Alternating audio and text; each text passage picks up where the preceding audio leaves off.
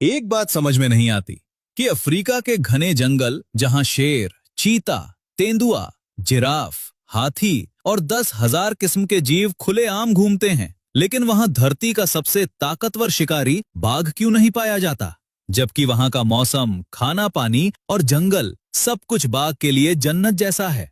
क्या अफ्रीका की मिट्टी में कोई ऐसा राज छुपा है जो बाघ की रूह को कंपा देता है, या कुदरत ने खुद ही बाघ के लिए वहां ताला लगा दिया है?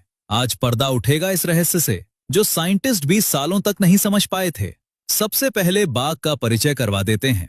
आज दुनिया भर में सिर्फ करीब 5,574 बाघ बचे हैं जंगलों में, और इनमें से अकेले भारत में 3,167 बंगाल बाघ रहते हैं।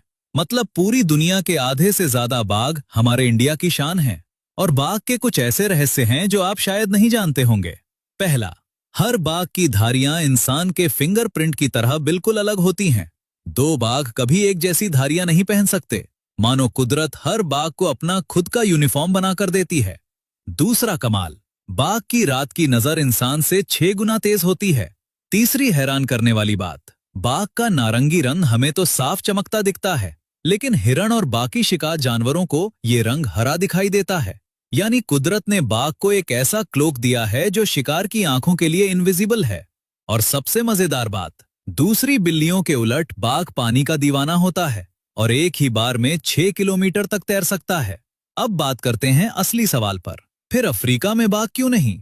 यहाँ छुपी है सबसे चौंकाने वाली सच्चाई। साइंटिस्ट ने जब बड़ी बिल्लियों के डीएनए की जांच की तो पता चला कि असल में सारी बड़ी बिल्लियां, शेर, बाघ, तेंदुआ, चीता, इनके पुरखे अफ्रीका में ही पैदा हुए थे।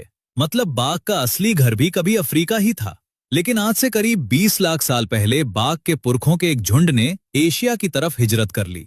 उस जमाने में मध्य पूर्व यानी अरब और ईरान के इलाके हरे भरे घास के मैदान थे, इसलिए जाना आसान था। लेकिन एशिया पहुंचने के बाद वही इलाका धीरे धीरे सूख कर सहारा रेगिस्तान बन गया और बाघ के लिए वापसी का रास्ता हमेशा के लिए बंद हो गया। बिल्कुल वैसे जैसे गांव में पुल बह जाने पर नदी के पार वाले लोग वहीं फंसकर रह जाते हैं और कुछ सालों में अलग ही समाज बना लेते हैं। लेकिन वजह सिर्फ रास्ते की नहीं थी। दूसरी बड़ी वजह है बाघ की शिकार की स्टाइल। बाघ झुंड में नहीं बल्कि बिल्कुल अकेले शिकार करता है। वो घने जंगल में पेड़ों, झाड़ियों और लंबी घास के पीछे चुपचाप छुपकर बैठता है, और जब शिकार सामने आता है तो एक ही जोरदार झपटे से उसे दबोच लेता है। लेकिन अफ्रीका के खुले मैदानों में, जहां दूर दूर तक कोई पेड़ या झाड़ी नहीं, वहां बाघ की ये छुपन छुपाई वाली तकनीक काम नहीं करती। और भागने में बाघ चीते जैसा तेज भी नहीं। मतलब खुले मैदान में शिकार के पीछे दौड़कर पकड़ना